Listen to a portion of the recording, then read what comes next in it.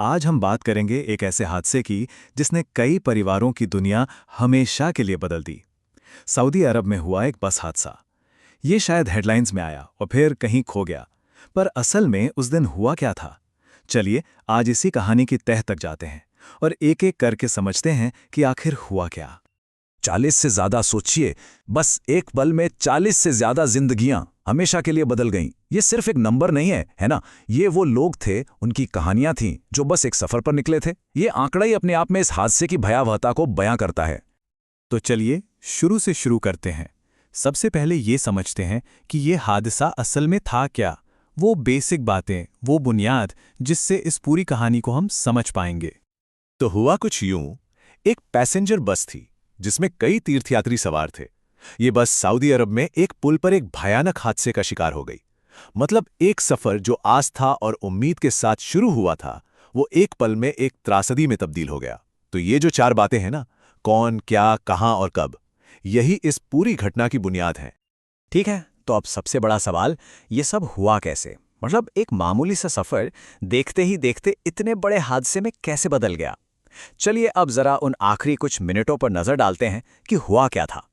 कहते हैं सब कुछ बस पलक झपकते ही हो गया।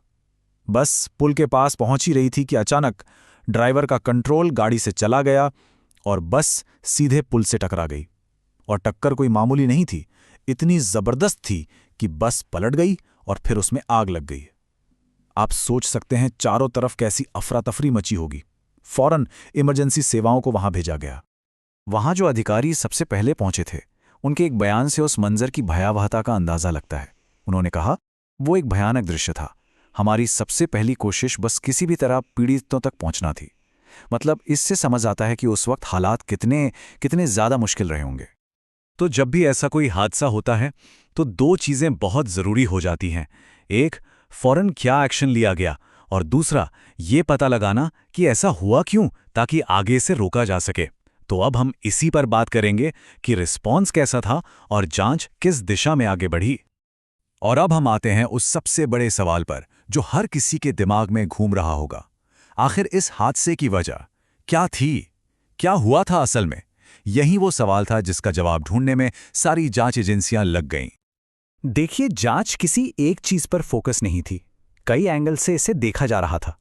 जैसे, क्या गाड़ी में कोई मैकेनिकल प्रॉब्लम थी? मतलब कहीं बस के ब्रेक तो फेल नहीं हो गए थे? या फिर क्या ये ड्राइवर की कोई गलती थी? सड़क या पुल के डिजाइन में तो कोई कमी नहीं थी? और हाँ, इस बात की भी जांच हुई कि जो इमरजेंसी रिस्पांस टीम पहुंची, वो कितनी जल्दी और कितने सही तरीके से अपना काम कर पाई। हर त्रासदी अपने पीछे कुछ सबक छोड़ जाती है। तो अब सवाल यह है कि इस भयानक घटना से क्या सीखा गया और भविष्य में ऐसे हादसों को रोकने के लिए क्या कदम उठाए जा सकते हैं। तो यहाँ साफ तौर पर देखा जा सकता है कि जो भी कमियां सामने आईं, उनके लिए क्या समाधान सोचे जा रहे हैं। जैसे ब्रेक फेल होने का जो खतरा है, उसको देखते हुए गाड़ियों के मेंटेनेंस को लेकर नियम और भी सख्त किए जाएंगे। जिन सड़कों या पुलों पर रिस्क ज़्यादा है, उनकी दोबारा समीक्षा की जाएगी। और ये भी बहुत ज़रूरी है कि ड्राइवरों को इमरजेंसी सिचुएशन से निपटने के लिए और बेहतर ट्रेनिंग दी जाए। तो आखिर में इन सारी जांचों, इन सारे नए नियमों का मकसद बस एक है, ये पक्का करना कि ऐसा दिल दहला देने वाला हादसा दोबारा कभी ना हो। क्योंकि आखिर में लोगों की जान की सुरक्षा से बढ़कर और कुछ भी नहीं होता। लेकिन आखिर में एक सवाल तो फिर भी खड़ा रहता है। हम कितने भी नियम बना लें, टेक्नोलॉजी कितनी भी एडवांस हो जाए, पर क्या हम वाकई हर त्रासदी को रोक सकते हैं?